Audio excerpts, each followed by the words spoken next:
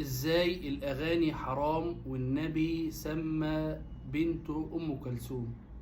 انا ما اعرفش يا جماعه اللي كاتب السؤال ده هل بيهزر، او هل مثلا ممكن يكون فاهم ان النبي صلى الله عليه وسلم سمى بنته ام كلثوم على ام كلثوم، يعني اللي كانت بتغني وكده. على العموم يا جماعه، يعني الاغاني حرام يا اخواتي. الاغاني المصحوبه بموسيقى طبعا محرمه. بارك الله فيكم واصلح حالكم.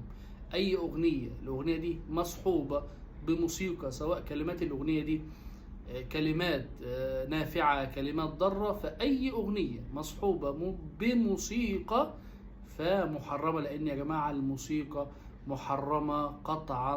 الموسيقى محرمة. ربنا عز وجل يقول في القرآن الكريم: ولا يحملن أثقالهم وأثقالا مع أثقالهم. فاللي بينشر اللي بينشر الموسيقى، اللي بيشارك الموسيقى، اللي بيسمع الموسيقى، خلي بالكم كل دي ذنوب جارية. ذنوب جارية. وبعدين يا جماعة ما فيش أحسن من القرآن الكريم. أي والله العظيم في أحلى من القرآن؟ والله ما في أحلى من القرآن. عايز تنظف سمعك وتنظف قلبك، اسمع قرآن كريم. عايز تلوث قلبك بقى وتحط نقط سودة في القلب زي ما النبي صلى الله عليه وسلم قال، يبقى اسمع أغاني. الله المستعان. ربنا يصلح حالنا وحالكم. السلام عليكم ورحمة الله وبركاته.